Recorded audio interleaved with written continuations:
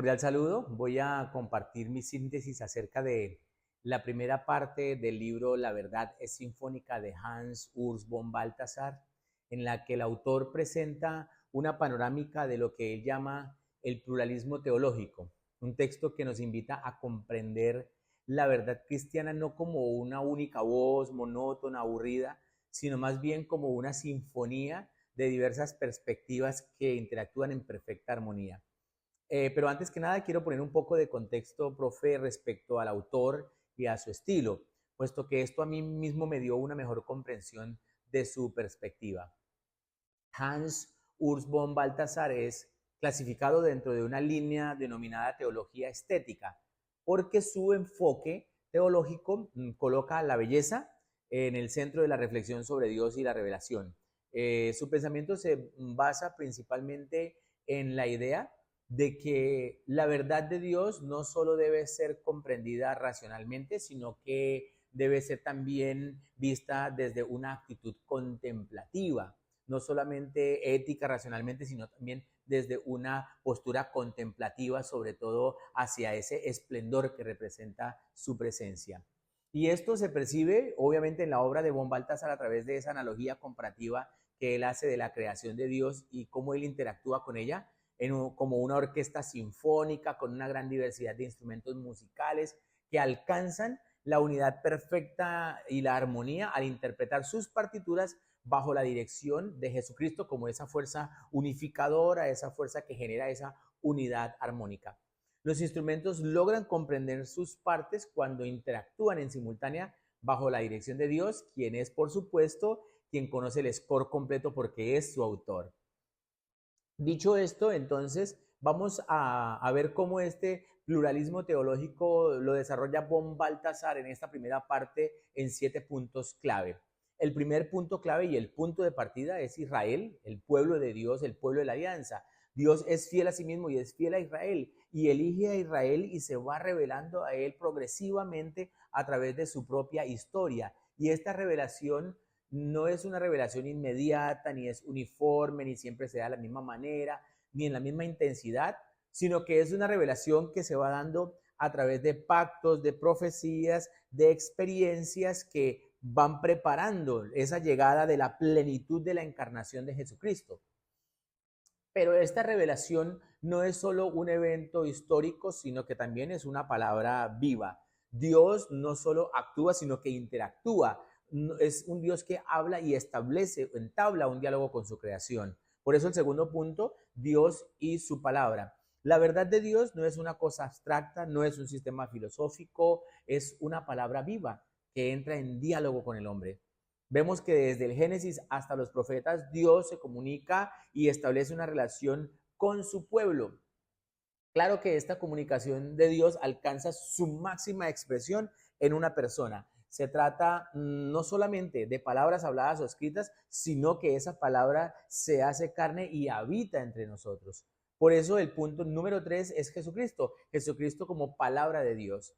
En Jesús, la verdad de Dios, la palabra toma forma humana y se nos entrega completamente, plenamente. Hay una entrega total.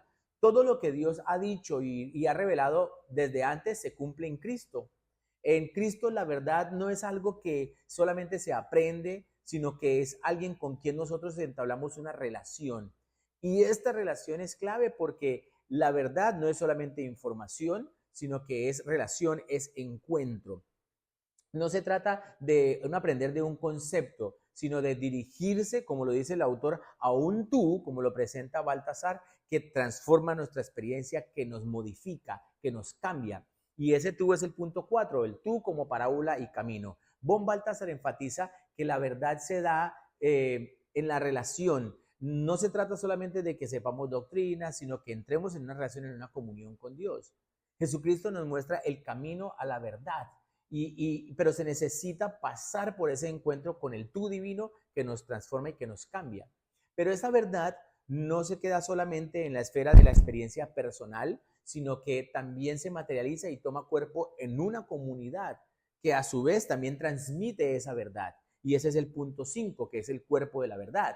El cuerpo de la verdad cristiana no es algo etéreo, ni es algo abstracto, ni es algo extraño, sino que toma forma en la iglesia. Y por supuesto que hay una gran diversidad de expresiones dentro de la fe cristiana, dentro de esa iglesia, pero este no es un problema, como lo plantea von Balthasar, sino que es una riqueza. Él plantea que es una riqueza que siempre va a fortalecernos siempre y cuando se mantengan alineadas con la verdad de Cristo, la verdad del Evangelio.